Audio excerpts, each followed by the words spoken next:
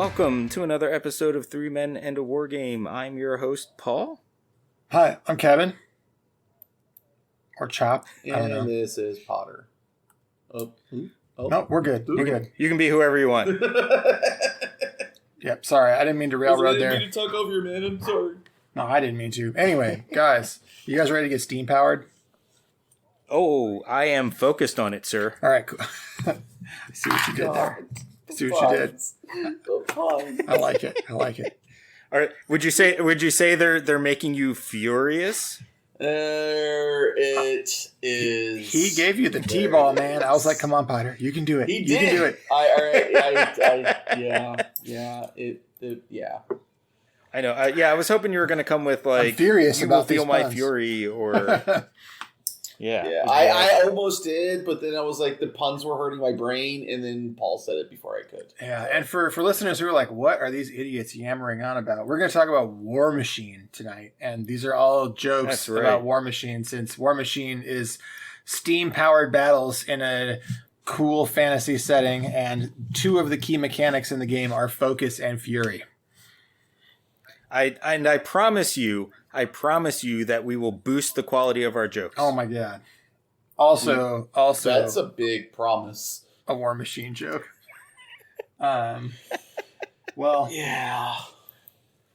Let's hope we get some good rolls on these 3d6s and get after it here. Oh my god, my brain, it hurts. I'm sorry, people. So the reason we're talking, well, actually, let's do some hobby progress first, because we haven't talked a lot of hobby shop recently. Let's go, Paul. Paul, what have you been up to hobby wise?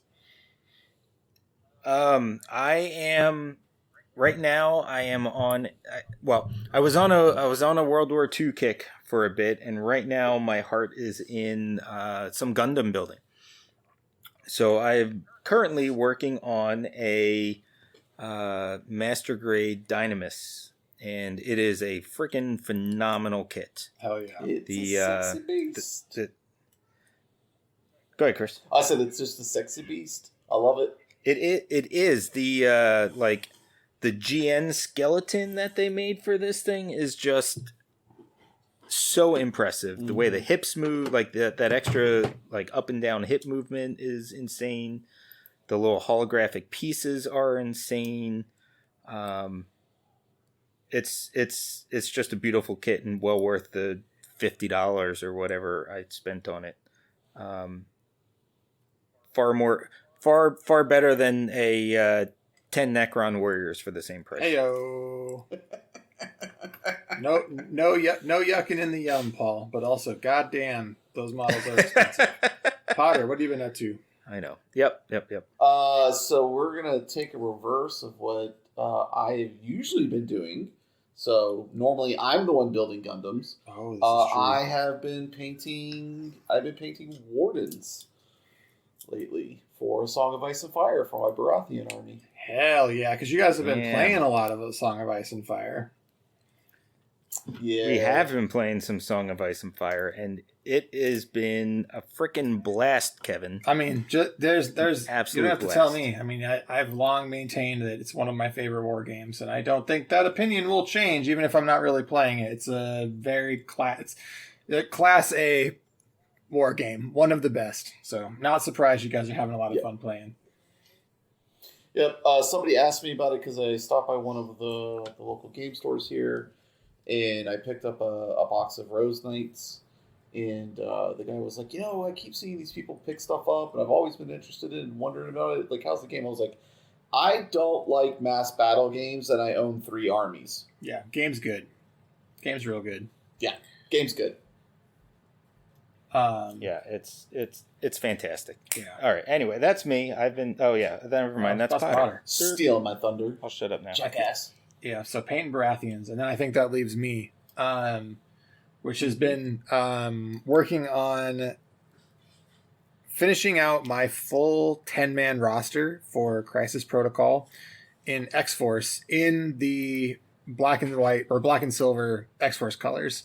So I do actually now possess 10 models that'll be in Scheme, and I've been working on filling those out. So That's been really cool. That's fantastic. Yeah, because I got. It's not like I'm surprising anybody. I got because people who know the game know the roster and know who's in it. But I got Colossus and Magic, which I'm doing in that color, and Honey Badger and X-23, which I'm doing in that color scheme. And then it just so happens that Bucky fits that color scheme without him having to be X-Force related. He's just those colors anyway. And he's a free agent, kind of. So Bucky will also be painted, and I'll have a full 10-man roster that I can take as X-Force. Even though they aren't all in affiliation, they'll all be painted as affiliation since they all basically fit anyway. Very nice. That's fantastic. Yeah, pretty cool. And then putting some finishing touches on some Bushido models, as well as, and I don't think this episode has been released yet, or maybe it'll be released by the time you hear this. Woof, boy, that's some timey-wimey stuff. But built a model, a Bandai model with you guys sitting around a table in North Carolina. Built half of it there and half of it at home from a main warrior on the borderline. Would recommend those Bandai kits to anybody. They're about $30 for the HG kits, which are a little bit more than you typically pay for HG kits, but they are a baller. Yeah, and it's going to be really timey-wimey, Kevin, because I put off putting out that episode so we could record this and get this out in a timely manner. Okay, so that one will come out after. Next. Yeah. So then it actually is appropriate for me to mention that now. But I did some of my hobby progress was building this model with you guys. Yeah, and that was awesome. And you'll get to hear that next time. Yeah, and we all built something, right? That was kind of it. We sat around, we talked shit, and so preview for the next episode. We talked about wargaming stuff. I talked about Kings of War. You guys talked about some games, and we built Gundams in the background. It was a lot of fun. It was cool. Yep. It was a fun time. It was great to have you down here, by the way. So, well, we probably covered it over there. All right. So, should we get on to Warmachine? Affirmative. Warmachine. All right. So, Kevin, you want to tell us what happened with the announcement? Yeah, because you guys are going to be doing a lot of the talking after we mention this, right? Because you guys know the game. So the big announcement, and a lot of people have probably heard this, but we'll break it down some, is that Privateer Press has announced Mark IV of Warmachine. So this will be a 4th edition of Warmachine, which is Privateer Press's flagship skirmish game. Or is it bigger than a skirmish game now? I don't know. It seems like it's mid. Oh yeah. Skirmish plus for sure. Although with some of the stuff we'll talk about, it looks like it's being reined in a little bit. Yeah, I was going to say that, which is good. But we're going to be talking about the 4th edition, and in talking about the 4th edition, we're going to do what we normally do with press releases: is kind of go through what they released and then give our thoughts on the things that are out and known and in the public. So, that, we'll pop open the Mark IV announcement, and the first section of that is called Why Oh Why, and it's the reasons for bringing up a new edition. And what some of the markers here are that new editions are controversial but necessary, that living games have a shelf life, and that maintaining a positive perception requires a constant stream of releases. All of those things are true.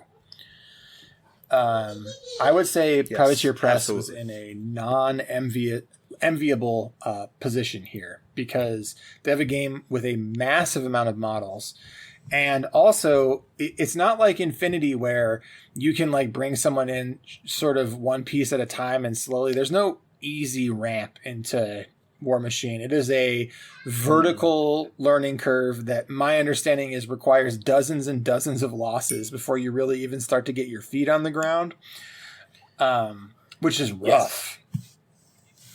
Well, to give you some perspective on that, Kevin, think about Malifaux, right? And I guess a while back at one point there were 49 masters, and now there's probably a few more. Yep. 70? Still a little bit. So in Warmachine at the end of Mark III, they had 200 plus warcasters / warlocks. That's a lot. God, was it really that much? That's what I read, was that it was 200 plus warcasters and warlocks. So that is potential Yeah, that's a lot to learn and know and have to come up. Yeah, against. I mean, and I guess that's true too. When you've got like casters that got like. And remember, when you start teaching Infinity, lots of concepts translate, right? Like hacking abilities, like a hacking ability is the same hacking ability no matter which army's got it. And there aren't a lot of things that are unique to a specific army. It's just the thing that's unique in Infinity is the combinations of skills and who gets them and how much they cost and things like that, right? But like a model with MSV3, right, is a model with MSV3. That's just what it is. Or, Eclipse Smoke is Eclipse Smoke, no matter who has it, even though it's not accessible to a ton of models. So you don't have to be aware of hundreds of potential synergies. It's just, it's a lot, but it's not an impossible amount. And in Warmachine, you had those 200 casters, but all of those casters also had supporting units, and those supporting units have things like auras and overlapping abilities, and all of those things are different. All of these factions are different, and if you don't know what your opponent can do, generally you lose. Yeah, I mean, it will. I will say 100%. I mean, now I can't speak toward how the game in the meta was with Mark III, but that is 100% the way it was in Mark II. I don't know how many times where I would come in with a caster that someone was not familiar with, and I would table that person just because they didn't know what my stuff did. Because everything, even though models there are unique and common rules like, stealth or combined attack or, things like that. Those exist in the game, so where there's model those span all the armies, but you could have a model here with Weapon Master on it. And this whole model over here may look sculpted like it should have Weapon Master, but it doesn't. The rules are not. It's very different. And this is all to illustrate why they're not in an enviable position, right? Because they have their players, and you think about it, that means this comes with 20 years now of a player base that doesn't want to lose access to all of their toys necessarily, right? But also, the game is stagnant to the point that I would say it's in an iron lung, right? This game it's not just bad, it's grim, the condition. I mean, Warmachine itself has not had, from what I understand and looking at things, it's not had any big releases, Infernals. I think, since the Orgoth. Yeah, the Infernals, not the and Orgoth. that was the last Gen Con before COVID, so long time ago. Well, and I mean, going with that, let's just go with this part of the press release, right? When they're talking about why doing this new edition, one of the things they mentioned throwing around was calling Warmachine a complete game and still supporting it, like events and stuff like that, but not releasing new models or anything like that, and just saying, that's it, we're done. And I think that's one of the reasons why we didn't see those releases, or very much release-wise, is because they were probably planning on making, Warcaster their new flagship. The way that they put it is like encasing it in amber, right, and just calling it done. Right. But the thing is that there's and the thing they come around to is that there's too much here, right? It's too rich a universe. They've invested too much, and it's clear that the people that are at Privateer Press still, right? Because we know there's also been a mass exodus of employees, but the people that are there still love Warmachine. And so they were at an impasse, and that brings us to our next thing, which is how to blow up the world without hurting anyone, right? And so the bullet points here, or Paul, did you have anything else you wanted to add in that subject before I go on? No, I'm good. Cool. All right. No, I'm good. Let's go on. I think this is where you guys are going to start talking a lot, right? So I'll just go through the bullet points here, basically, and I'll try to summarize them. Is what we just mentioned, that the catalog for Warmachine Hordes is overwhelming, not just for players, but also for retailers and distributors. We're talking about thousands of SKUs, right? It's just, an unbelievable amount of product, so causes a lot of problems. And Corvus Belli had a similar problem, right? And they've gone more the route that they've started to now with Code 1, and we'll get into it, but that's pretty similar with what Warmachine is starting to do now. So also they say in order to maintain playability of the entire catalog, they're also going to have two types of play. They're going to have unlimited, which will allow players to still have access to all of those old models so that they can still play with their toys, right? Because I know if it was me and I was getting a new edition of, say, A Song of Ice and Fire and I couldn't use all my models, I'd be angry, right? So I get it. I would be upset. And these are very expensive models, many of which have been very lovingly painted. I mean, the Privateer Press painting contests are kind of second to none. So I totally get this. And the second part of this is what's going to be called Prime, which will eventually be the premier format that Warmachine will be played in. I think initially, and we'll talk about the roadmap, is that initially Unlimited will be the preferred way and the way that tournaments roll. But as they release more and more Mark IV, we'll move more and more into Prime. And Prime will be the new models plus a limited selection of the old models. And I like this a lot. Yeah, so I am a big fan of the way that they're doing this. Being that, since we've used Infinity as an example already, like I am at a point right now for me, where I'm at with Infinity. I actually prefer playing Code 1 in that way because the models that they're releasing it's a much smaller subset, so you don't get that overwhelming, oh God, what do I pick? Because there's just so many options. And, I've been playing Warmachine probably since 2000. I want to say that it was before I started playing like 2006, 2007 when I started playing Warmachine. So, I was very early on. It was before Mark II. I started playing in Mark 1. So I've gotten to see the game scale up, like we talked about before, where it's in this skirmish plus kind of area. But like I still remember games being played where it was one, a friend of mine playing Cawdor, and he had Sorsha, one Jack maybe, and a unit of Widowmakers, and like that was a full size game. that was it. So I've gotten as releases come out, because the way the Privateer Press did the release schedule was.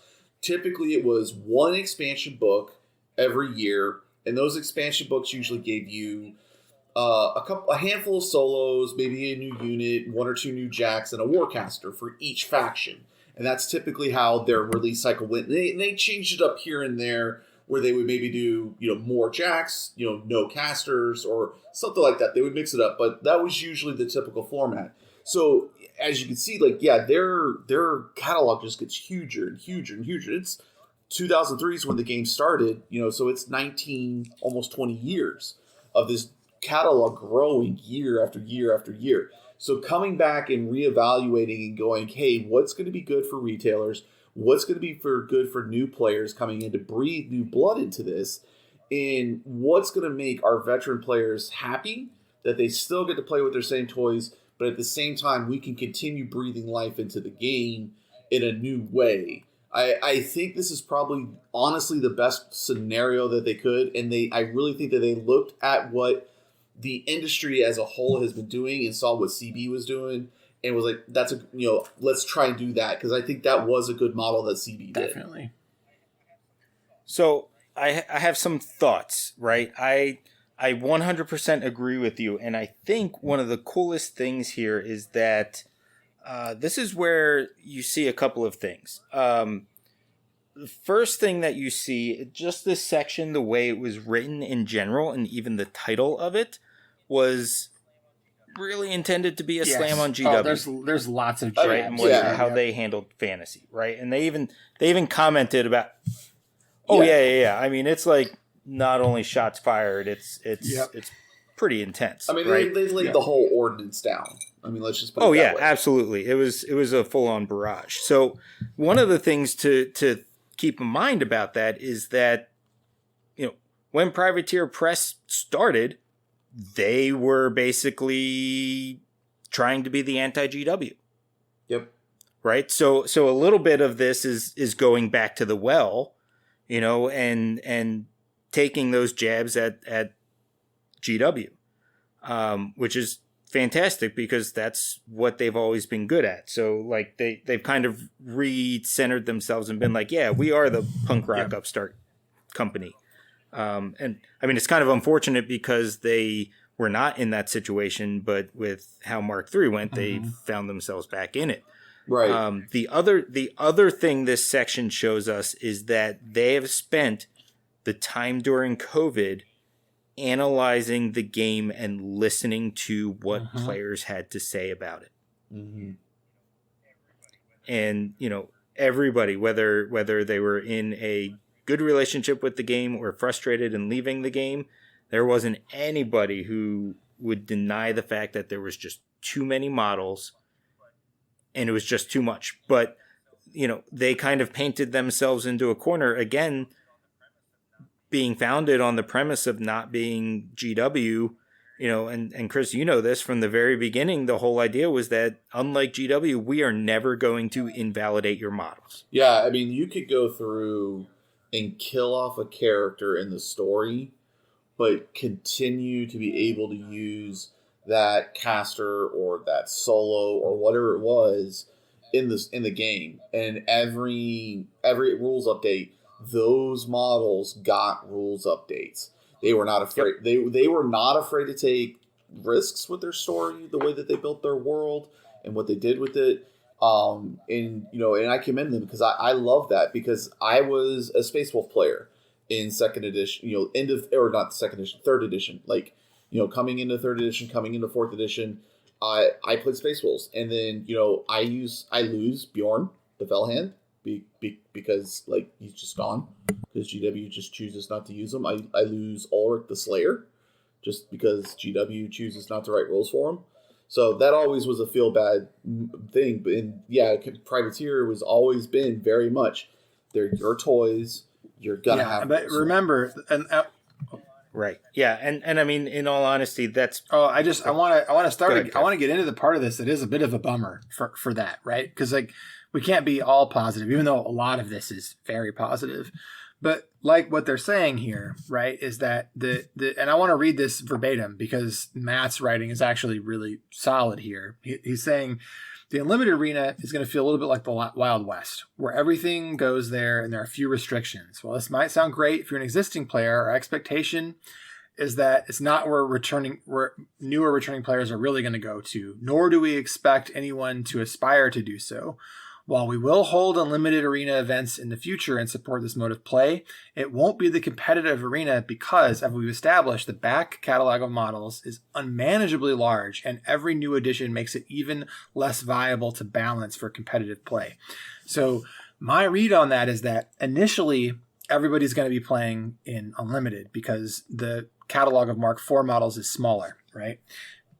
And there will be some legacy models that are in Mark IV. They've already said that. That's happening. There is going to be a selection of legacy models from every faction will be in Mark IV.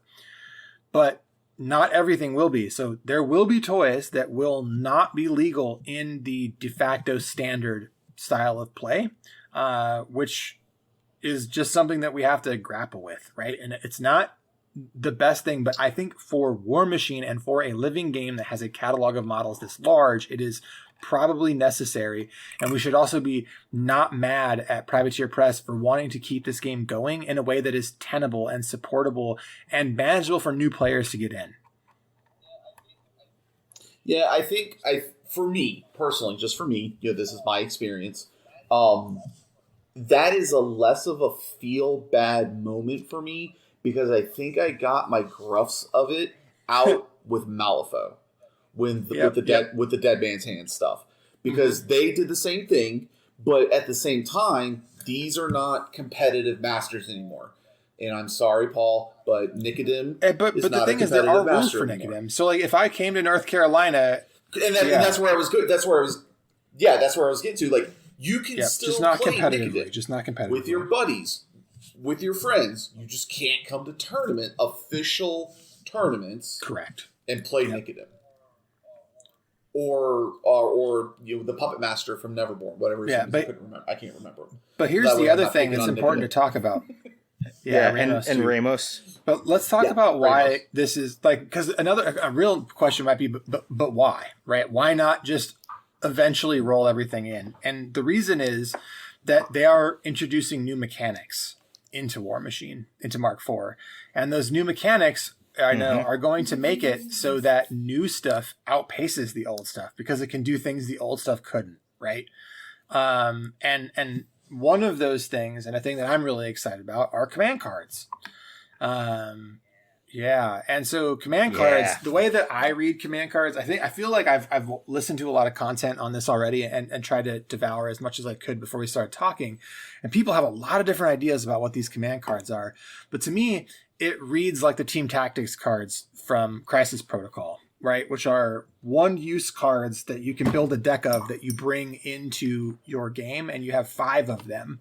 And that's very similar to MCU.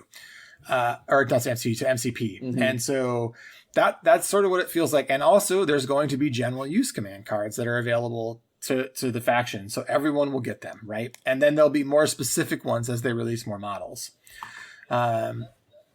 Yeah, that's exactly how I took them. Was these are like mini feat cards that can be played at any time, just like you said, the team tactics cards for MCP. Well, and the way it reads in the release is that they're really also intended to reduce the feel bads. You know, they're kind of a feel bad counter, right? Like one of the things they mentioned is that you might have one of these cards that gives one of your units magic weapons for a turn, which is huge because now in Mark III and Mark II, if you had somebody who was, in corporal and you didn't have a magic weapon, you couldn't touch them. Yeah, fuck your pistol wraiths. Yeah, I mean, all you needed to do was move a pistol wraith up to somebody and not attack with them, and the person's locked down. Yeah, fuck that shit. Right? Like, and I think the Manath Paladin guys, the solos, they were like the biggest offender of this because you were able to sacrifice your movement and gain, I don't even remember what it was, but basically if once you got them engaged, if you sacrificed your movement, that's what it was. They got like +5 armor. Oh, the Bastion dudes with the shields. Yeah. Yes. They became like +5 armor if they sacrificed their move, and if they sacrificed their attack, there was something else that they got, which basically if you got them into melee and didn't do a damn thing with them, they were impossible to get away from. Yep. And it's like such a feel bad. So these cards are intended to allow them to have these abilities in the game, but have you reduce that negative impact. So the way I look at it is that this also allows you to say, you know what, I don't have a place in my army for somebody with magical weapons, right? So you can not have somebody with magical weapons and still have the ability to give them that.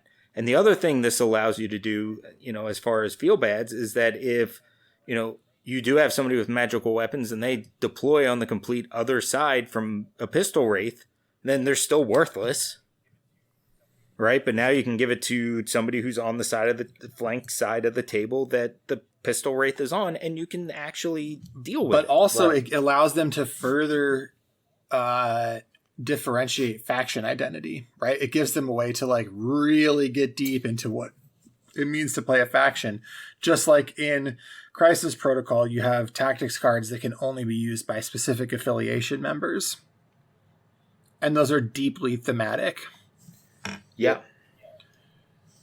Yeah. Yes, which is one of the things that I absolutely love about it. Well, and it's also going to change. It's also going to change. Like, it's not going to make. It's going to be. Sorry, I'm trying to put my thoughts together. It will be a better way to play casters in different ways, so that when you don't have the same exact Asphyxious list, you don't have the same exact Siege list, you don't have the same exact Karchev list. That there are these net lists that you're seeing all over and over and over again. But even if you do see them, if you're taking these command cards and changing them up in different, that can completely, potentially, we haven't seen them yet, but it has the potential to change that playstyle and throw in something that's new.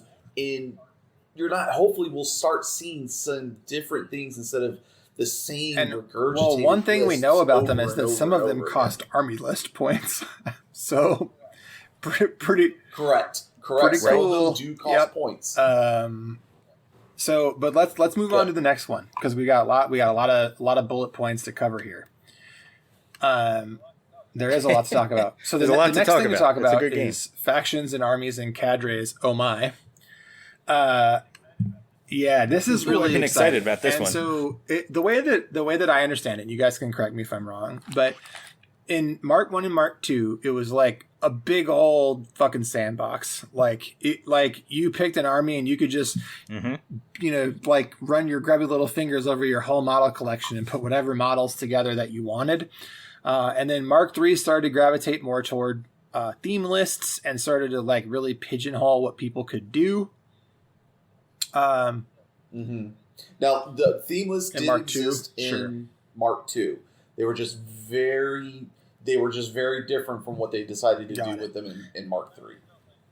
Yeah, and I always felt like the negatives of it far outweighed the positives. Like I didn't feel like you got enough for sacrificing the units that you gave up. It wasn't as well done as, well, here we go again. The sectorals in Infinity, where you're giving up, access to some models, for flexibility, but it makes for it what worthwhile for what you got.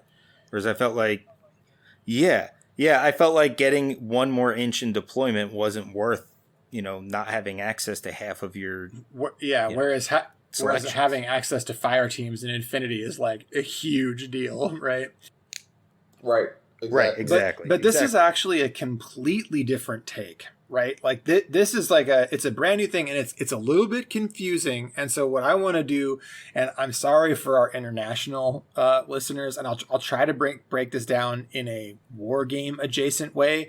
But the way that's going to be easiest for me to square this is by thinking of it in U.S. military terms.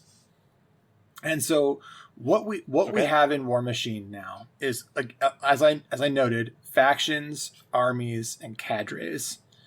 Right. And so what we have are like, and we'll take the example on the webpage is Signar. And so you have the Signar faction, and the Signar faction is equivalent to the United States military. All right. And then inside of Signar, you have the Storm Legion and the Gravediggers as the examples in the picture. And that's like the Marine Corps and the Navy. Right. I would probably say Marine Corps in the Army. Okay, fair, but just that it's two different branches of the same military. You're talking about my beloved Swans. I'm sorry. Right, and so when you're using Storm Legion as Storm Legion, they can only be, like, if there's a Storm Legion cadre, they're only going to be Storm Legion models in it. If you're using Gravediggers specifically, it's only going to be Gravediggers. But there are also cadres, which are like joint operations. So like where you might have corpsmen, which are military paid officers that work, or sorry, Navy paid people that work with the Marine Corps. In the Swordsmith cadre, you might have access to Storm Legion and Gravedigger units. And basically, this is one of those things where they have both open and inflexible things so that you have more choice as a player, but also limited list building options. And what I think this is one of those things where sometimes given some restrictions opens up a lot of creativity. And I think the system that they designed here will prove itself to be one of those systems where they give you a box to play in that's a little bit restricted, but not so restricted that you can't be very creative in it.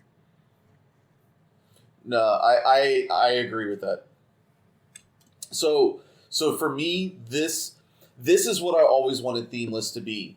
And again, I didn't play in Mark III outside of the launch event. And I think at the launch event, I want to say there was only one theme list out at the time, and it was for Signar. It was a very generic template theme list for Kara Sloan, I think, at the time.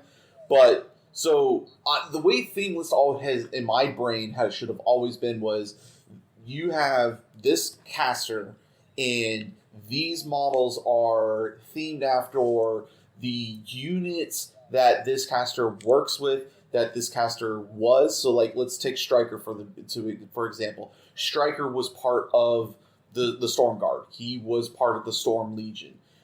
He worked his way up. He became a Palace Guard and became, did that whole thing, and then became a commander in a general in the army.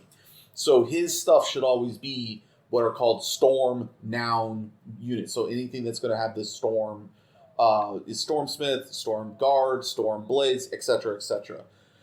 A lot of times some other stuff got mixed in there and some stuff got left out, and it didn't feel right because they were always trying to save those for other casters. Like Stormsmiths are very big with Nemo, because that's more the engineering kind of core. There was some Gravedigger stuff with the Trenchers that kind of left out of Siege's list that I felt were weird. So going this route where it's like, this is the Gravedigger army, these are the models you can take that are Gravedigger models, that feels better for it, instead, because it's more about the army and not the unit, the commander, the Warcaster. And I feel that's a much better way to do it. Plus now you're also making it more wide instead of deep with your models, because now you can always start introducing new, faction or new armies within your faction and make those make it so, let's say we get a new, arcane mage group over here, and it's a whole army of arcane mages for Signar. That you can now start doing those ideas and play with that, because if you're only Storm Legion, then you only need Storm Legion models, and then you're done. Yeah, and what if that's all you want to play, right, you're done. And what they're saying here, right, is that you have Storm Legion and you have Gravediggers, but if they introduce the Swordsmith cadre, then they can introduce models into that army that can be used with Storm Legion and some that can be used with Gravediggers. So Gravediggers players have a reason to buy Swordsmith models. Yeah, and it's still giving you some flexibility of options. Right. Because then you go, okay, I like this cadre, I like the way that they work, and now you're not going just pure Gravediggers with your Trenchers. Right, and the way that it sort of works is like, if you want to think about it in infinity terms, is that the Signar is kind of like, if you think about what Aleph has control over, right? Like the whole human sphere. Like if we think about like the greater powers, right? And then any of the things inside, like you could think of like any of the, this is a bad analogy. Anyway, the Storm Legion and the Gravediggers are like the vanilla armies, right? And then the Swordsmith cadre is like the sectorial that can use a selection from the vanilla, but then can pipe back out to those vanilla armies too. Oh, yeah, I see what you're trying to say. I get what you're saying. Yeah. And that is what it looks like. It looks like it's just giving them a way to release models, like, because part of the issue, right, is like if you think about it in terms of Games Workshop, when Games Workshop releases a new Eldar model and they make a new Eldar sculpt, or Eldari, sorry, the only people who are buying the new Eldari models are those players, right? They're not selling those to Space Marine players. This is never going to happen. And the model ranges aren't very big. But in this, what they're trying to do is say, buy into one of these bigger initial armies. And then later, when we release these cool specialized ones, you can buy those specialized models and they'll still be useful in your original army. And I think that's really cool. It just gives you more ways to play. And again, I mean, it's a sandbox. You can't go outside of the sandbox, but also they're putting lots of toys in the sandbox for you to play with.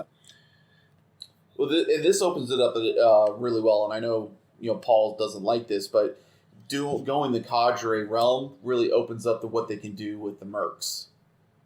Sure. So here's my thing with that, Potter, is that I feel like this is going to rein in what I don't like about mercs, which is that it always felt like you could 100% take a merc and and completely patch all of the gaps in your army.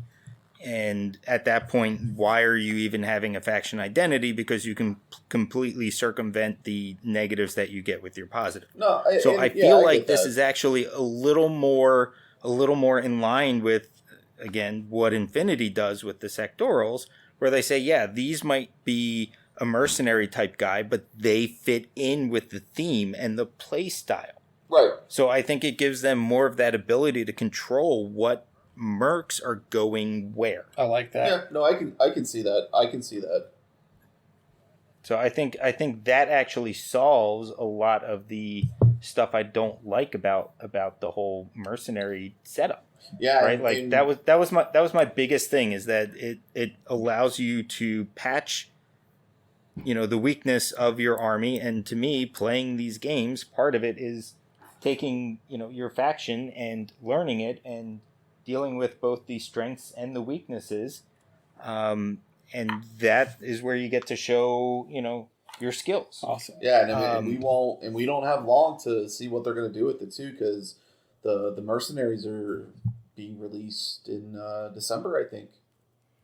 Yeah, so it'll be really interesting to see what they do, and I am really excited about that.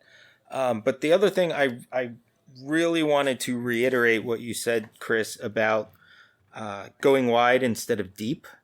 I think that is one of the smartest things they could possibly do. I think it's one of the smartest things that any games company at this point can do, because we're at a point now where we're learning that there is you can go too deep in a faction and you lose that faction identity.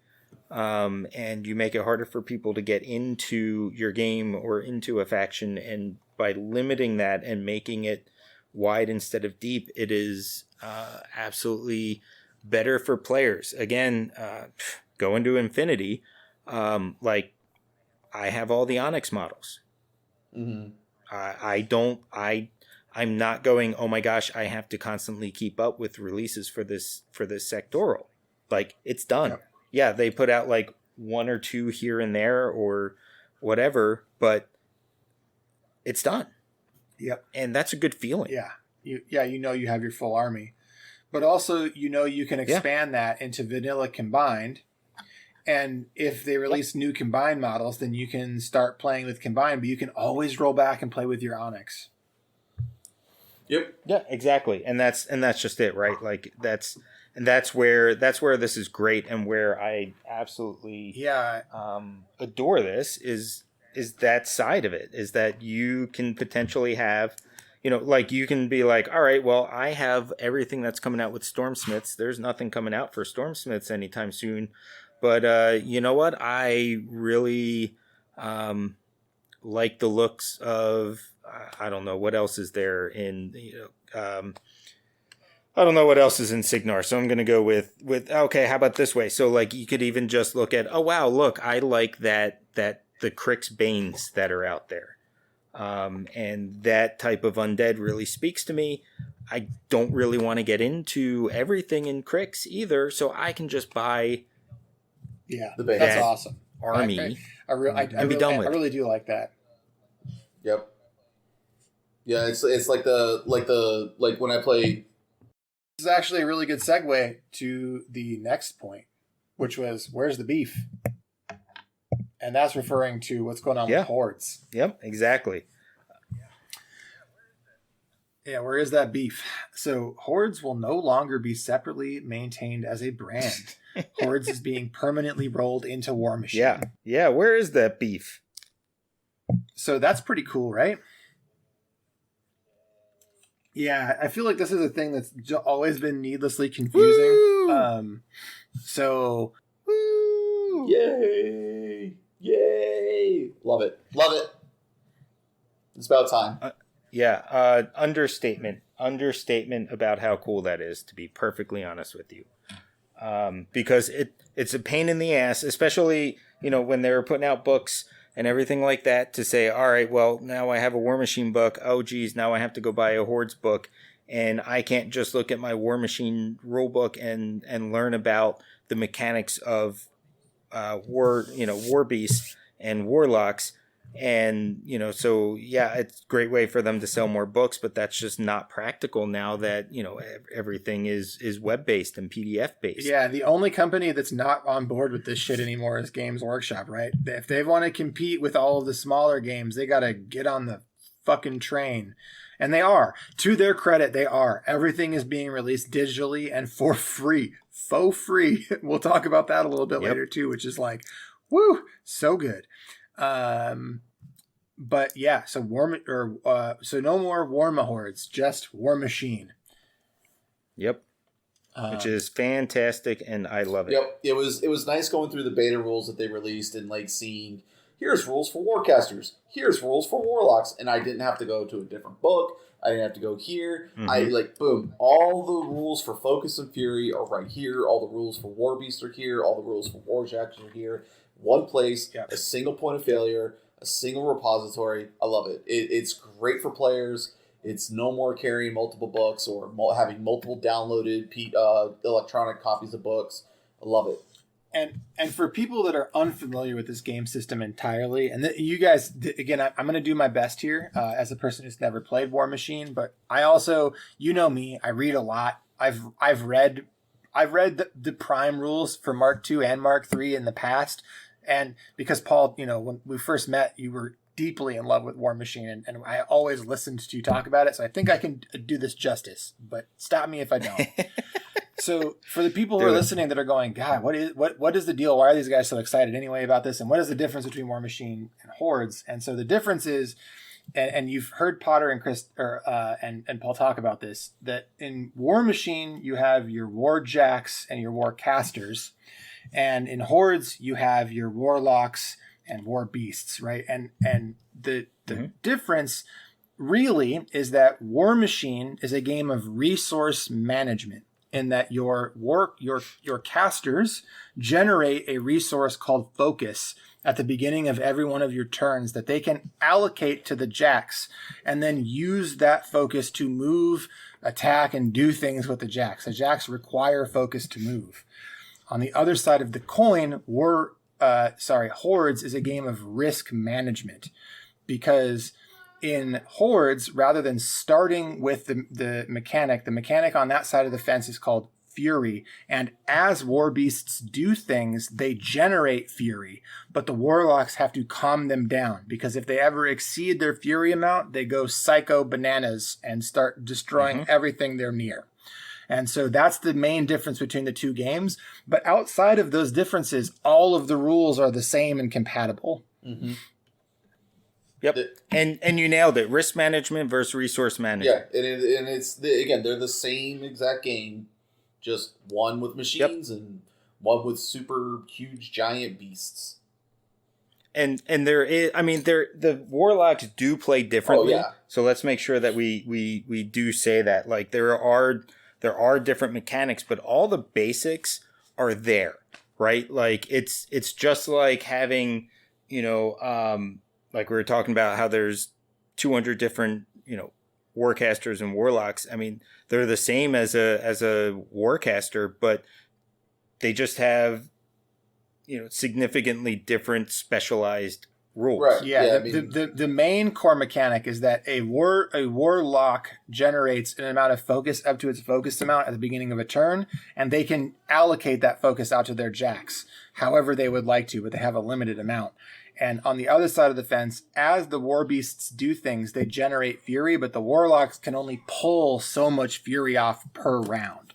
And so it's how far do you want to push your Warbeasts before they enrage, or before you're going to be able to pull them off, and how far can you push each Warbeast each turn? And if all your Warbeasts die, your batteries are gone. Correct. Right. Although I think in Mark III they did make it a change where I believe Warlocks got a minimum amount of Fury back. So what they changed in Mark III is that oh my gosh, how did it work in Warmachine? I think every Jack got at least one focus. Yeah, Jack's got one free point of focus, and then Warcasters could put their focus out on that afterwards. Right, and then Warlocks, for each dead Warbeast, got a one point fury, of fury. So they could still do things. Yeah. Yeah, because the warlocks use fury to power their abilities. I knew they did change it in Mark III, because that was always something that was a feel bad kind of situation in Mark I and Mark II when hordes came out. When your beasts were dead, like your warlock was useless unless you started cutting. Now you could always cut yourself to get more fury, but then now you're taking damage and you're potentially going to die.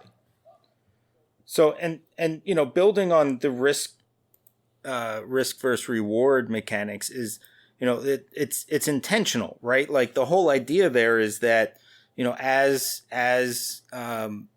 Jacks die, or Warcaster is able to keep more of that for themselves, so they actually really are becoming more powerful, right? As they have less places to put those resources. Whereas a Warlock, as beasts die, they are becoming less powerful. But guys, let's move to the next topic. So the next topic is War Room is dead. Long live War Room. And so War Room is the app for Warmachine, for people who don't know. And one of the cool things that I always liked about the app when I was watching Warmachine players at our local game stores is that, in a game like Malifaux, for example, or Bushido, you often track your model's health with a dry erase marker, like right on the card. But the cool thing that I saw with the old War Room app is that, like, as War Beasts and Warjacks took damage to their different limbs and things, you could use the app to actually mark that down so that you didn't constantly have to have pens and dry erase and all that stuff. You could actually just track everything on the app, even though you could use the cards if you wanted. So it was really flexible. So, and let me just expand on that real quick there, Chops. One of the things, and I think the new Malifaux app does this as well, but you could set up a game. Yeah. And the new Malifaux app does do this. Yep. Yeah. So you would be able to, connect to your opponent's list. You would be able to look at their list, see what, as they put damage in, it would update on yours. So one of the nice things about that is that cuts down on how much health does that guy have left? How much health does that guy have left? What does he do? What's his defensive stat? So you could look it up ahead of time. And the other kind of cool thing about that is it takes away some of the tells, right? Because if I'm asking you about, this specific Jack and what it's got, that gives you some information, thought of like why crap. I'm asking. Yep. Right, exactly. So then you also don't have to be like, all right, well, time to bluff. Let me ask about every Jack. Yep. So that's cool, right? But I just wanted to get that out of the way because I always thought that was because it was way ahead of its time. Like Malifaux app has that now, but the War Room app, that shit existed in Mark II. Like it's old. Yeah. Like they were way ahead of the curve. The original one, yeah. No, it was good. So the new Warmachine app, it is free, still free. The cool thing about this app is it has all of the rules for all of the models and the game in the app for free. Now that's to Games Workshop player, they're going, what the fuck? for a lot of us though, that's pretty normal. Like Infinity, Malifaux, Song of Ice and Fire, all these games have that. Pretty standard. They will offer a subscription service that allows you to store multiple army builds. Now, I get it, right? They want to have some sort of monthly recurring revenue. That is what it is. It's fine. I'm sure they'll also offer some other premium content. But the thing that's really important is that all of those game functions, and that was the reason I brought it up, is all of those game functions will still be there, no purchase. All of the model unit cards there, no purchase. Building a single army, no purchase. PDFs for all of the rules, no purchase. It's just all available in the Warmachine app right away. That's fantastic. Yeah.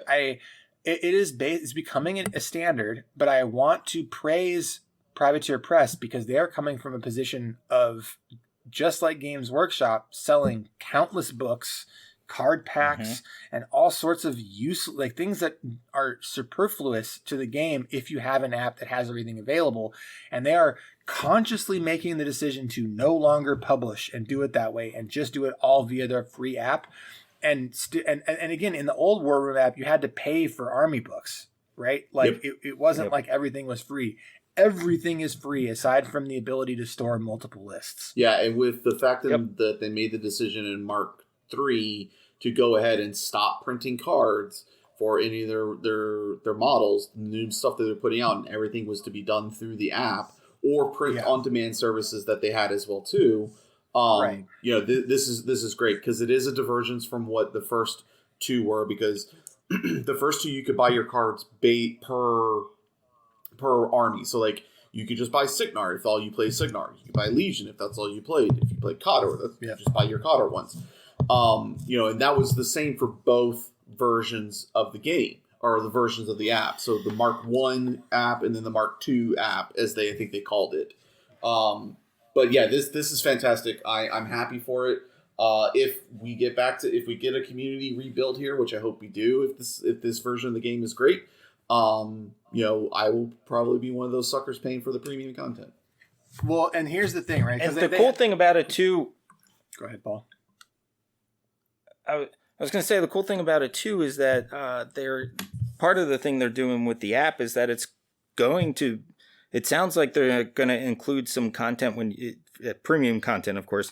That's very similar to what they used to do with No Quarter. That's exactly what I was going to say. We were on the same page. That yes, it's going to be just like it's just going to be just like No Quarter, and No Quarter is Privateer Press's version of White Dwarf.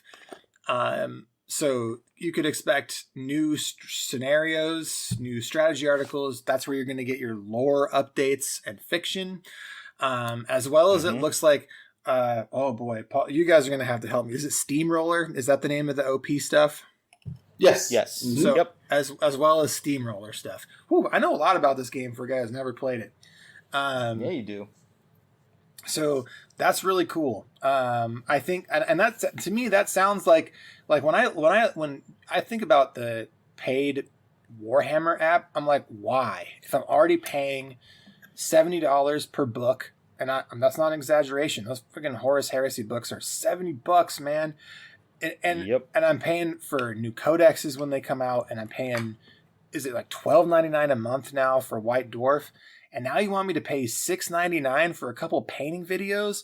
Go fuck yourself. Like, this is what I want. I want everything that I need to play and is necessary for the game, and also for me to look up other armies I might want to play. Like, if I want to look at a new army for Warhammer 40,000, I have to go pick up a book and buy it because they're shrink wrapped. There's $50.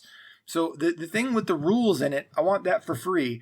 But the things that you offer over that, the cool stuff that I want, the strategy articles, the lore, new scenarios, organized play content, previews for new stuff, I will pay for that because that's worth paying you for. It's things that your employees are actively doing work on, and I'm into it. Let's go. And I think if you're going to ask for more money, this is the way to do it. Give the players the things they need to play, and then charge for the things that are over the top of that. Yep. Yes. Perfect. Cool. So I think that being said, and $5 a month is pretty reasonable, especially if, I'm hoping this game takes off. There's actually a huge Privateer Press presence in Wisconsin, and a lot of these guys are diehards, and I think have just been waiting for an excuse for the game to take back off. So I don't think I'm going to have an issue at all getting into this game if I buy a starter set. But if this becomes my main game and the game I play a lot, I don't think paying the like $60 a year is unreasonable for the content that's going to be in that app. Nope, I don't think so. Cool. So can we talk about their massive genie they let out of the bottle that can never go back in the bottle now that it's out? Yeah. What's the genie? Fucking 3D printed models. Oh boy. Yeah. I was definitely going to mention that with Engineering the Future, which is 2 steps down, but we can talk about it right now. Oh shit! 2 steps down. Damn. I let the genie out of the bottle. I just got so excited. It's all right. We can go to Evolve or Die after, right? Because it doesn't really matter what order we talk about this in. So this is the engineering the future, right? And so basically the engineering the future, what they're talking about. And also this is a great thing to talk about because I've seen a lot of misinformation and also misunderstanding about this online. People are assuming that Privateer Press is buying like a bunch of Elegoo printers or like consumer level 3D printers. Holy shit. Anyway, yeah. Let's talk though. So metal, no longer a viable material to produce models with rising costs. There's no arguing with this. We're seeing this across the entire industry.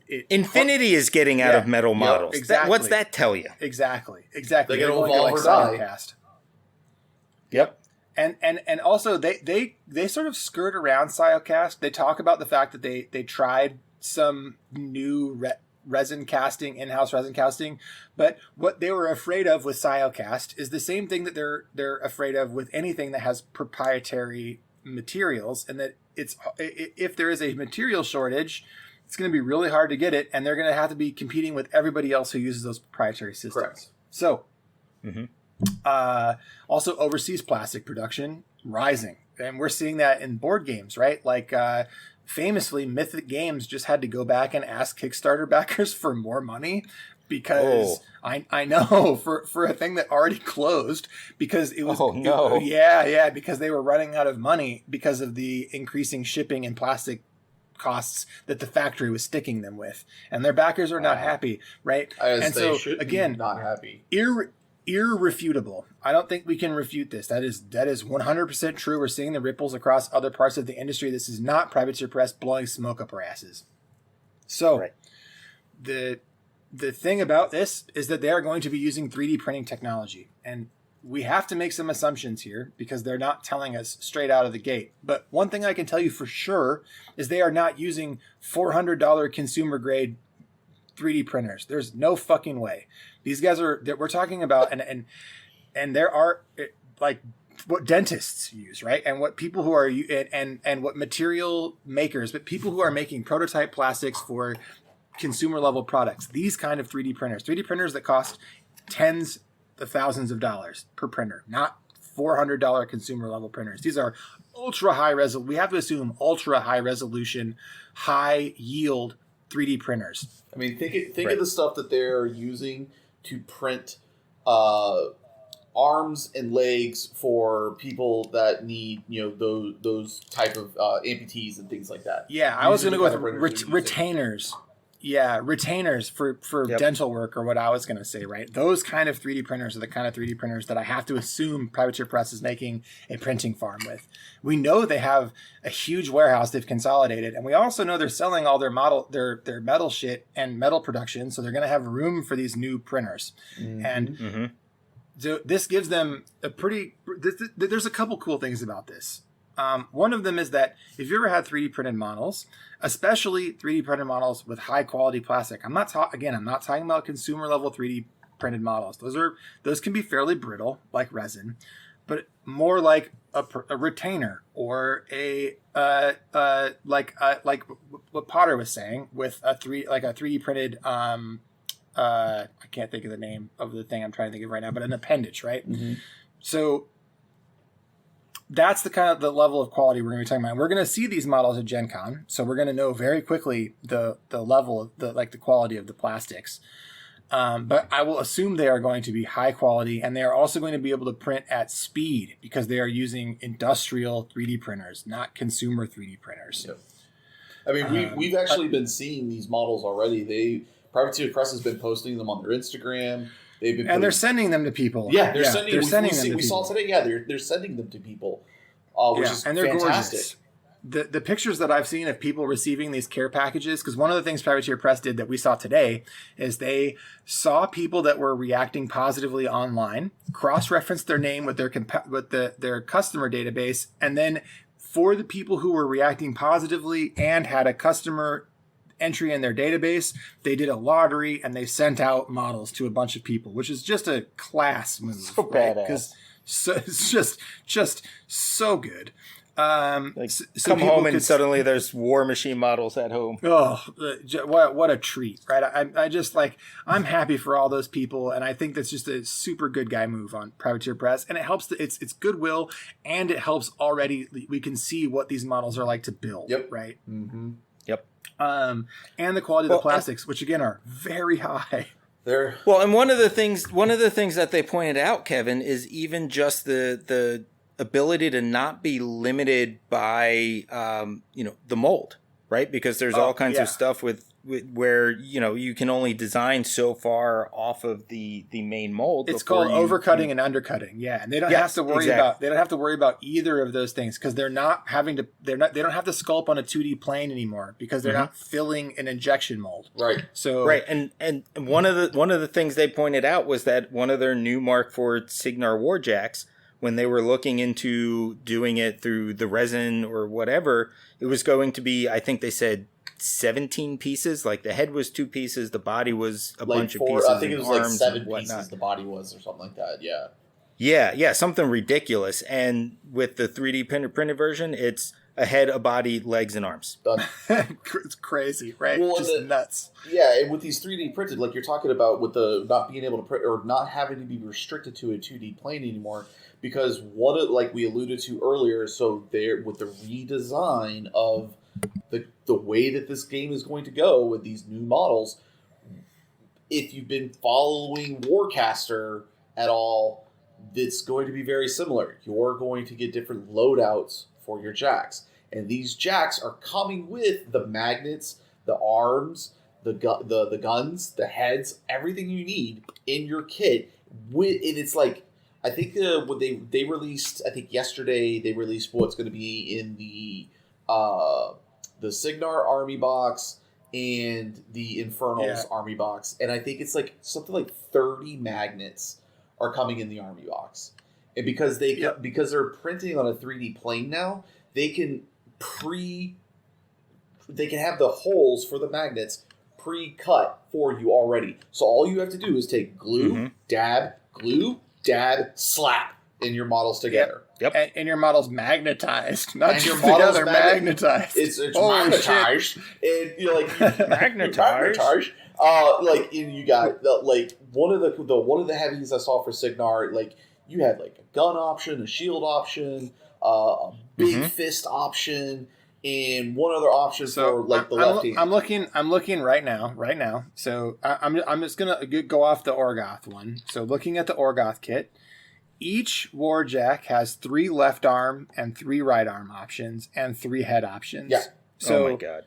So it's 9 total options for each, and the magnets for all of those are included in the army box. So all 9 appendages for both Warjacks or both, Warjacks are all included. Yep. And again, like anybody has ever I can't emphasize this enough. Anybody who's ever magnetized a model, look at me through the ether. It sucks. You've done it before. It's awful. I'm looking at my microphone right now, pretending it's you. You know it's terrible. It is the worst experience. As someone it's so much guesswork.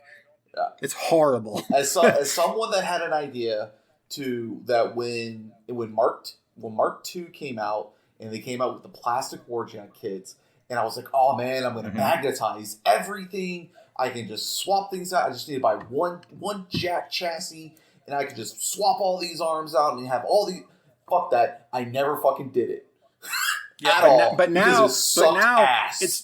But right now that's just the building process, right? The building process is that you're not building the thing and putting it all together. You're just slapping a magnet in, and then it's magnets. Like all you're doing is putting a body on 2 legs. That's it, and then you're magnetizing the bitch. Again, I've seen some things online where people like they revolutionized the industry with this, and that is true. It doesn't feel like a thing that should be revolutionary, but this is game changing shit that they're doing here. Just unbelievable. And part of it's price reduction, right? You're not spending as much to produce those, so who gives a shit if you send out some models? Yeah, and also, the other thing that this lets them do, like, what if they decide they want to make some additions to Warjacks later? They're like, oh, let's do an upgrade kit. It's $20. We'll send you 4 new arms and 4 new magnets. Oh, 100%. So cool. You know 100% that they've already got that. That was part of this idea. That is going to happen. That is so cool. Because they already have a history of doing that with their character Warjacks. Because that's exactly how character Warjacks work in Mark II. Like when the Morrowind Warcaster came out and she got her character Jack, it was literally just a metal shield, a metal sword, a metal head, and a little like prayer book that you put on the top of the plastic ironclad chassis. Boom, you're done. Bob's your uncle. So they already have a history real of quick, doing that. we have to take a step back because we're talking about this. We're very excited about this, but we haven't gotten into why. And this is one of the other major changes that they made to Warcasters and to Warjacks is that they're fucking customizable. Yeah. And that's where you are seeing these different arms because you can decide as you're list building, well, I want this one to have the giant axe. I want this one to have the giant mace. I want this one to have a gun. This one's going to have a shield. You know what? This one's going to have a second axe. And this head allows it to have 3 focus. This one allows it to have 4 focus or whatever, or it makes it faster. Whatever the mechanics 2 are. focus and an extra strength, maybe, right? Like so. Right. Yeah, exactly. They can like push and pull on the levers. Yeah, because the heads, the heads will decide what kind of cortex you have. And if you, for people that don't know what it like, so cortexes are what power Warjacks. So I'm assuming they'll have a similar thing when they start looking at hordes and how they're going to be playing that mechanic for hordes for the war beasts. But the cortex is what powers and gives the Warjack a connection to the Warcaster. So that's how it works. So depending on what kind of cortex it has, they can do different things, and that is what the heads are going to represent. The different heads are going to represent. Mm-hmm. But Paul, you said something that we haven't touched on, and I know we're starting to get to like our we're running a little long just because we're excited about this. Oh, but absolutely, but it's fine. So you mentioned about the customization of the Warcaster. So we touched on the command cards, but we did not touch on something that I've always wanted there to see. Is the I can't remember what it's called. It's the spell deck or the rack. The spell rack. The rack. I was real pissed when they implemented this in Warcaster. So Warcaster got it because Warcaster is the science fiction world of Warmachine. It's the far future or it's the teleported whatever it is from the story standpoint. And you got it there. Their Warcasters got their spell rack. We never did. So in the lore, each of these Warcasters know a set basic kind of spells that are unique to their faction. So Signar, the lightning, they have like lightning spells. They have arcane shield, certain things like that. Those are basic generic spells that most of their casters know. Then you have the spell rack, which is the customized spells that only that Warcaster know, that makes that Warcaster unique. And in the lore, the Warcaster pre-chooses what spells from his or her spell rack that they're going to go into battle with. And we're going to get that option now to have that, to augment and change our Warcasters with their spell racks. So that we, again, I can bring Siege, if Siege Brisbane is one of these characters that come over to Prime, I can bring Siege in and I can go, I want this, and this ability. And if my buddy's playing Siege, his spell list may be completely different based on his playstyle, based on the mission. It's going to be phenomenal. I'm super excited about that. And so I think one thing real quick there, Chris, is that I think we have to flip it around because I'm pretty sure the unique spells your Warcaster has to take. Correct. So like the unique ones they do. Yeah. So they're going to because that again is what that brings in the fluff of the faction, and then you're going to get the uniqueness of the spell rack for the caster. Yep. I love it. So yeah. It's going to be amazing, and I am super stoked about that.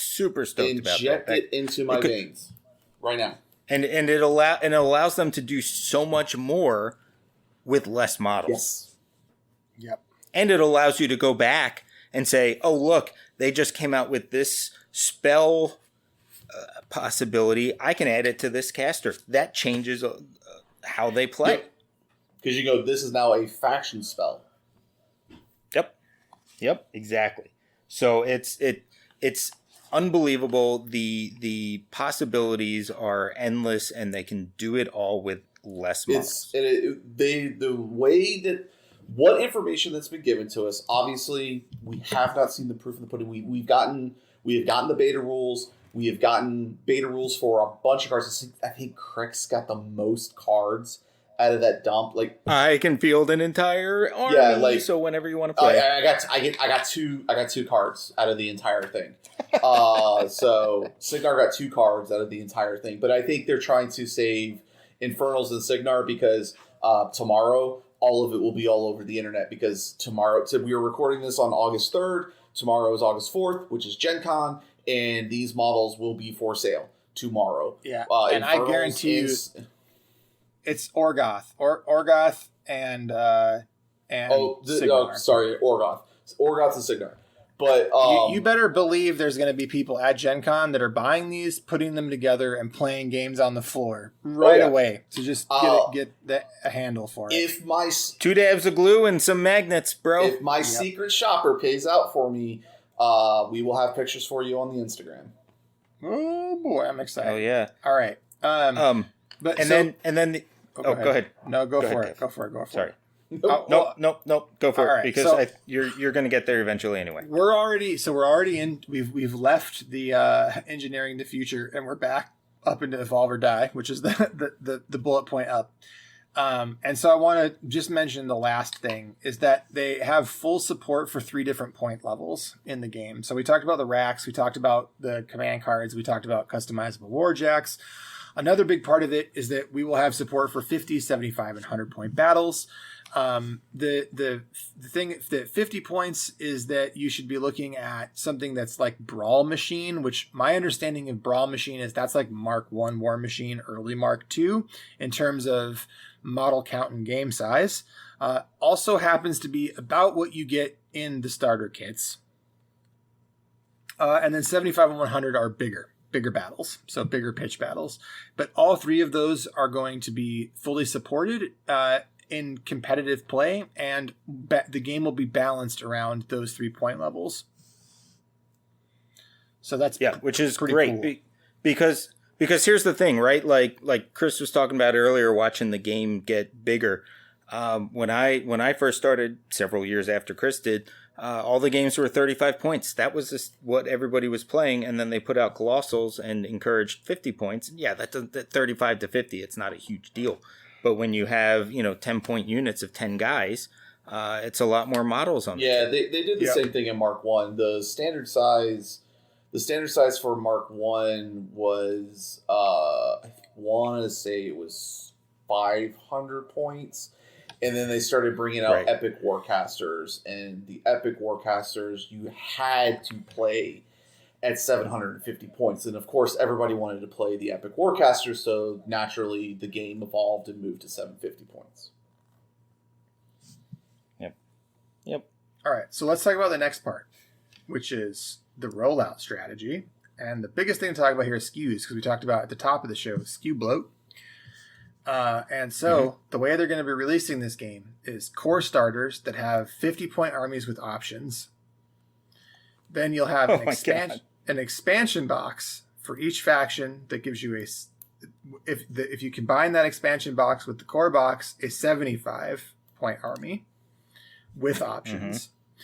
And further to that, they'll have a Warjack expansion that allows you to go to 100-point games. So if anyone plays Infinity, this rollout should look very familiar. Yeah, it looks. It looks like it's Code 1. It's an army box and 2 rectangle boxes of Infinity. That's exactly right. It literally is a Code 1 rollout.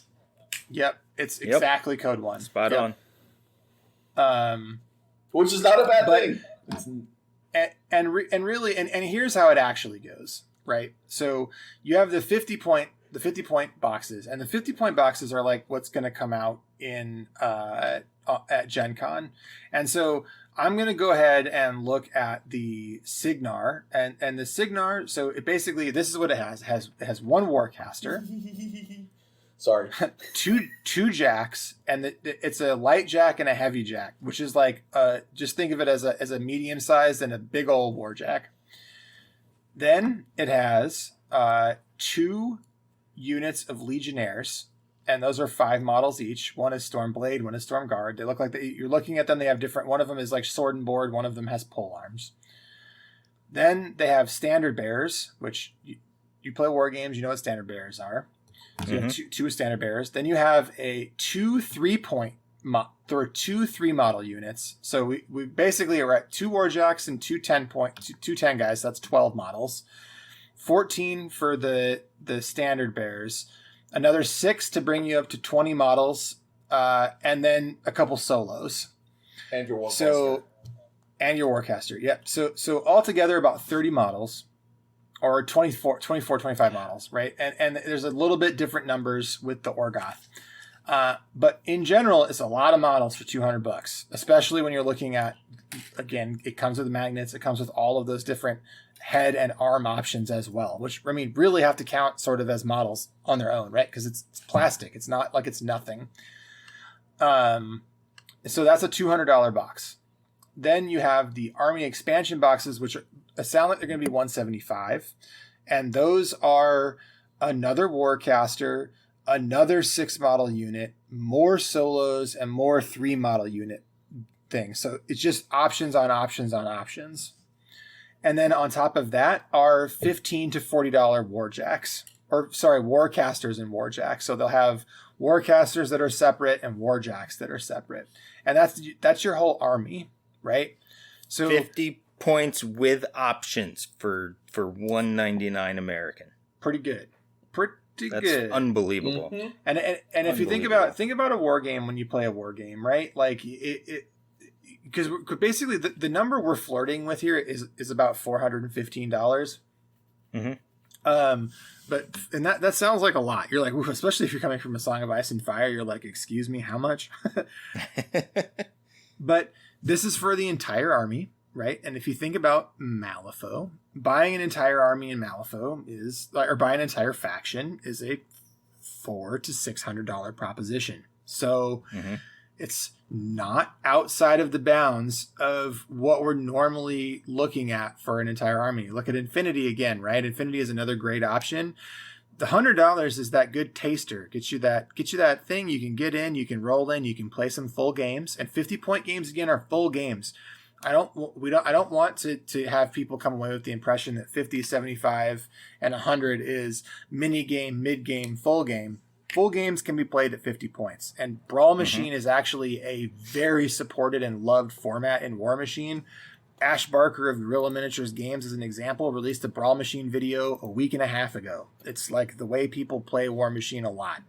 Not a smaller version. It's not like Diet Warmachine. It's a full game. Yep. So that's your taster, and then you can go up and up and up from there. Yeah, that is infinitely exciting, because then the other thing that does is, if you're new, and this is again why Code 1 does it. If you're new, you can just go, I'm buying that box. Yep, exactly. Yeah, yep. We when this was announced, we had a lot of people in our Discord. Obviously, this was starting to get a lot of hype, a lot of conversation around this, and a lot of people there were a lot of people in our Discord that were like, I've always been interested in Warmachine. I've liked the Warjack aesthetic. I've liked this. I've liked that. Then I look at the model count, and I'm like, I can't get into this. There's too much. It's overwhelming. And this is going to be a beautiful way to get those new people that have always been looking at the game but have been a little intimidated to get into it because of the SKU bloat. This is going to be a great way to just ease them in. And so here we go. Yep. And let's talk about what the roadmap is. Unless Paul, did you have something else? No, I don't think so. All right. If I did, I forgot. It's okay. Sorry, I'm just excited. So this month we have that's my problem too. The Battle Group previews that are going to be released. So I have to assume these are going to be smaller than the full starters, but we won't know till tomorrow. But those are going to be released tomorrow at Adepticon, and then late September, early October, we're looking at the starter sets for Signor and Orgoth, along with the app launch. At this point, they're also going to be releasing all of the legacy armies. And so then in November, we have Khador, along with new Warcasters for all 3 of the released armies. So we'll get the Khador starter set in November, along with new Warcasters for Orgoth, Signar, and Khador.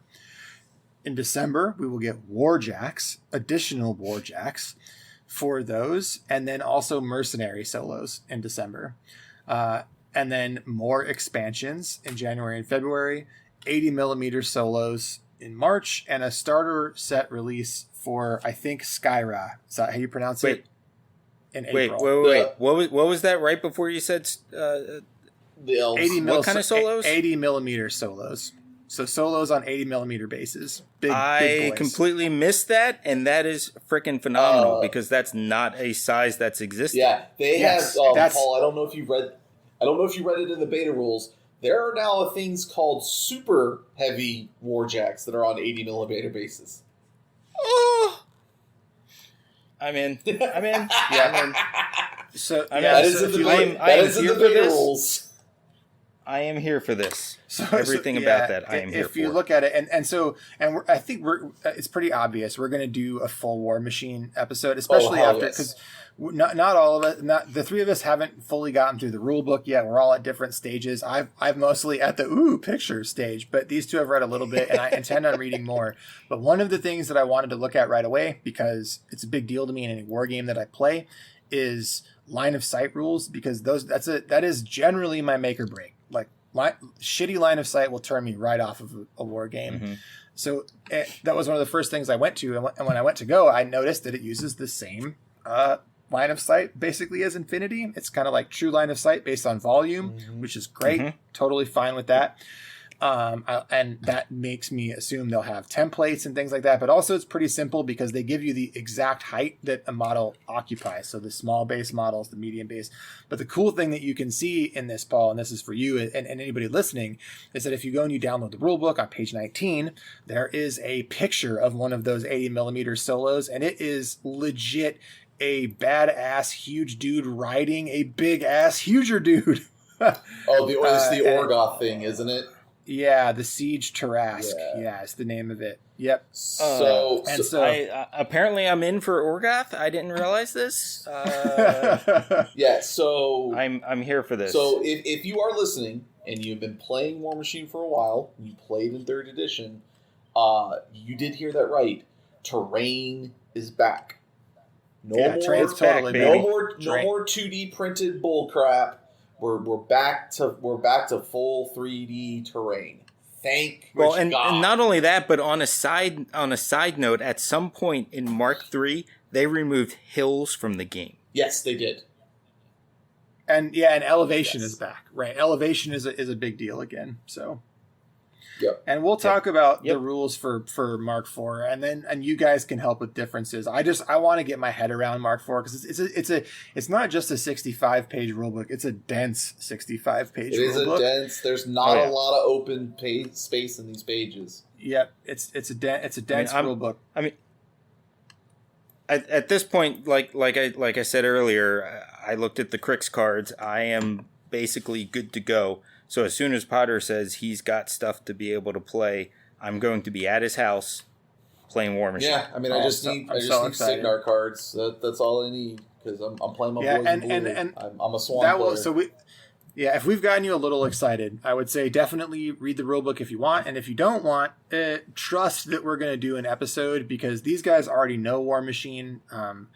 We haven't talked about a lot of the features because I want to leave some of that for an episode where we talk about the standard 2d6 rolls, the boosting, how boost is so cool, what Warmachine is all about, how the combat mechanics work, how it's an eminently balanced game because of the bell curve and the things that Warmachine does differently than most other war games.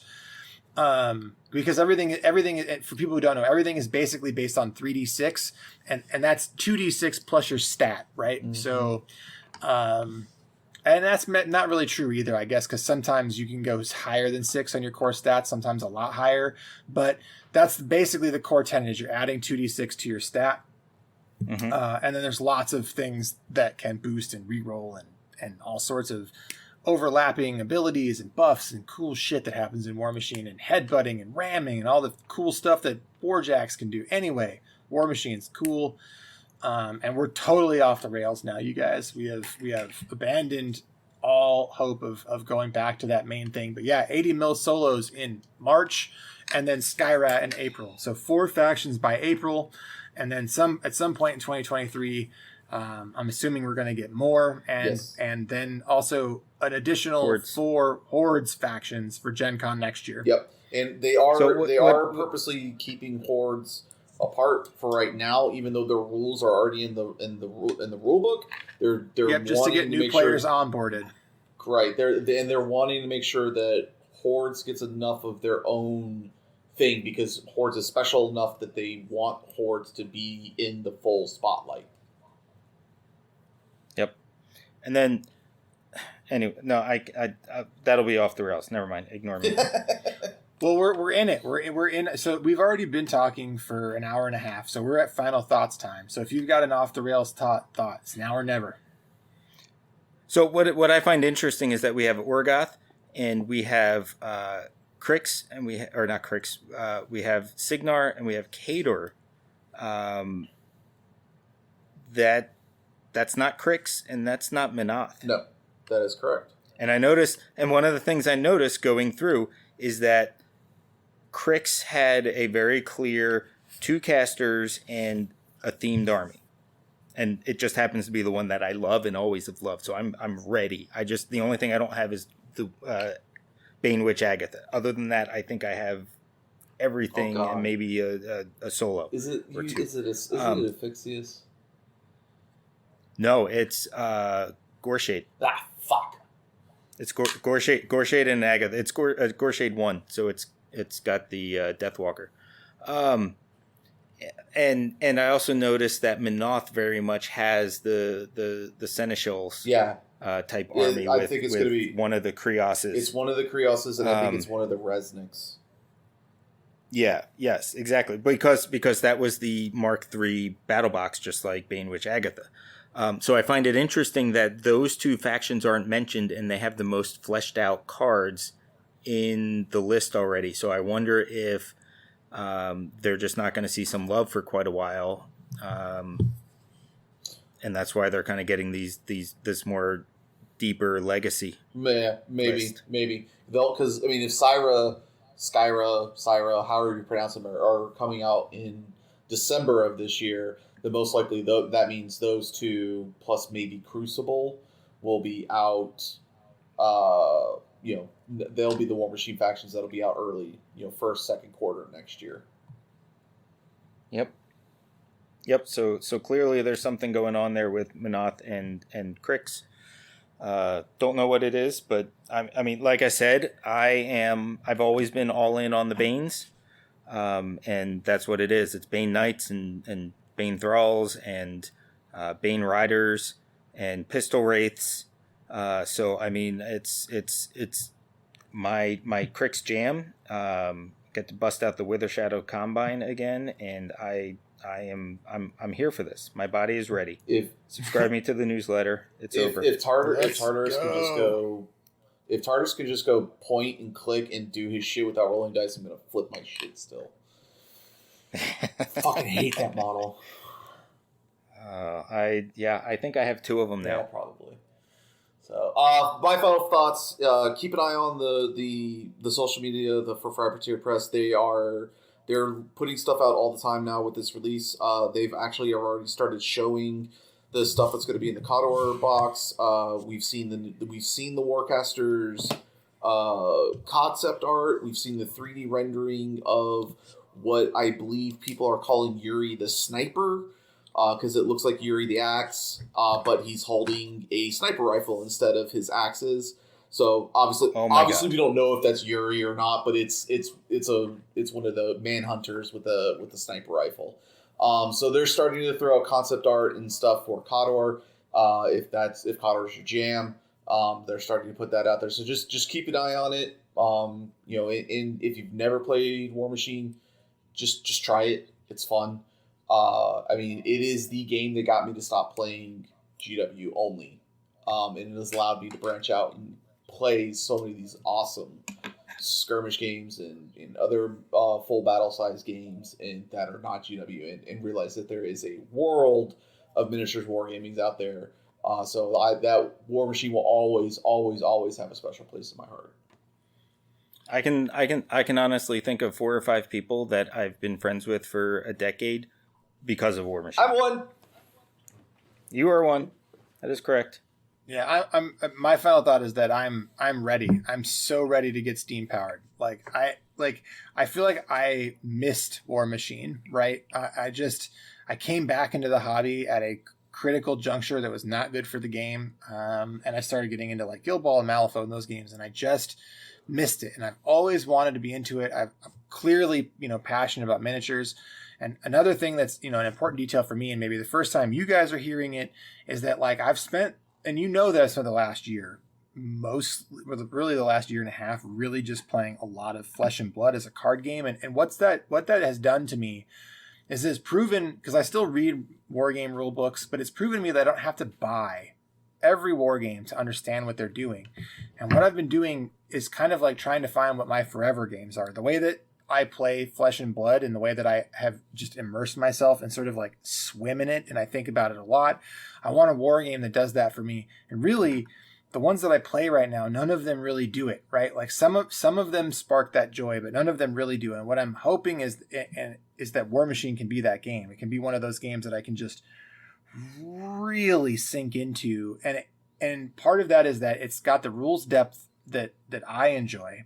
As well as the size that I enjoy, and an aesthetic that I really dig. Like probably my favorite aesthetic in all of wargaming outside of Infinity is Warmachine. So it's a very easy sell for me to get in. And part of me is really hoping that this can be that game for me that I can just get in. There'll be a scene that's local where I can always get games like I did with Malifaux back when I was playing in 2016, 2017, 2018. And I'm just so thoroughly excited for the future of this game right now because of what the steps Privateer has taken. And my final thought is that I am super stoked that you're stoked about this, because I feel like I always tried to get you into Warmachine and you were like, nah, Netrunner. Yeah. And now I feel like you're here. You're here for it. You're here for it. I understand both sides of the coin, right? Like that was, you were talking to me when I was primarily a card gamer, and I've sort of been going back and forth, but the love of miniatures has never left. Not since my like deep descent into Flesh and Blood has my love of miniatures diminished. It's just been, the pandemic is weird, things are weird.